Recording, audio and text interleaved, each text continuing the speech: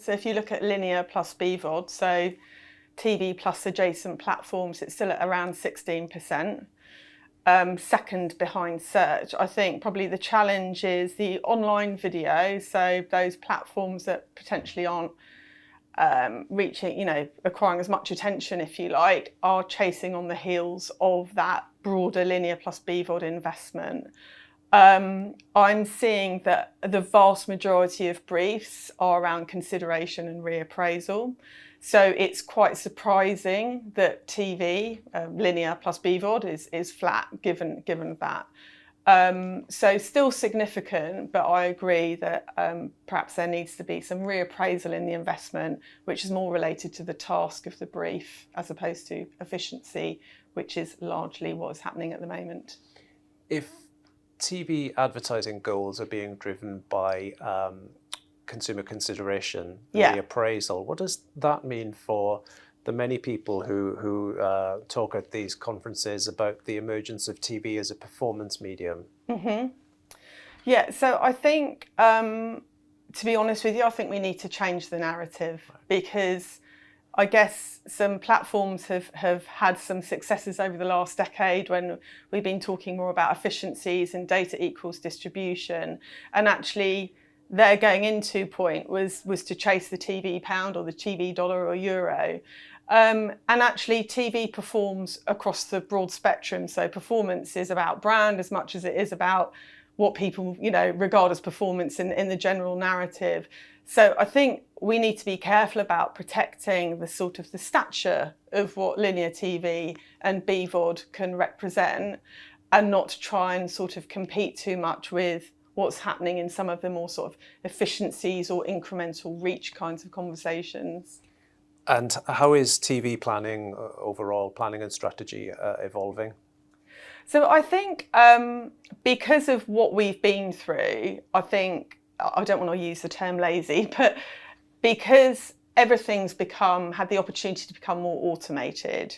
So instead of looking at the task at hand, and if there's an efficiencies conversation, you could automate it based on more efficient channels. But actually, if there's an efficiencies conversation around a consideration brief or a reappraisal brief, then you can start to look at, the old art of TV planning, which is around if you're going to build a story which is going to be more right brain, is going to command more attention, that generally needs a longer time length.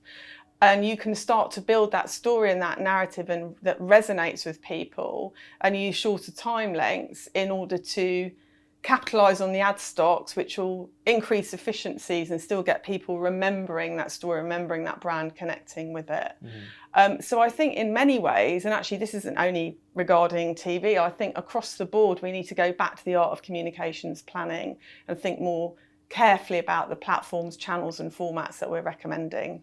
And lastly, you've been here at this conference talking on a panel about the need for more inclusivity in advertising. Yes. What are you saying?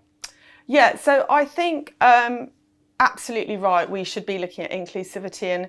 And in the context of the panel that I was on, which is all around creative effectiveness, actually, if you think about inclusivity and the kinds of characters that you need to create and the storylines and how closely the brand or the product efficacy needs to match to those storylines, then you're going to have a much more emotional point of view in terms of how you create that story.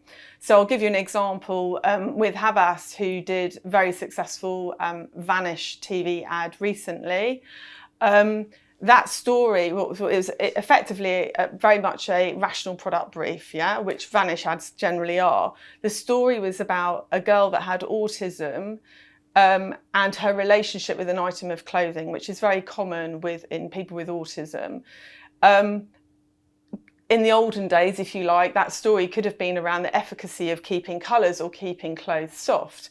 But because there was a genuine connection with the product and how that serves and what it did to the family and families like them, then it becomes much more of a story that sort of closely links to people's hearts and minds, because it's something that's impacting society. More and more children and adults are being diagnosed with autism, and it really raises that plight. So actually, inclusivity doesn't need to be about the individual. It needs to be more about understanding what's important in society and how brands can support and resonate with those stories. So I actually think it's a really big opportunity to create, to have more creativity in the stories that we're telling, especially on a platform like linear TV or BVOD.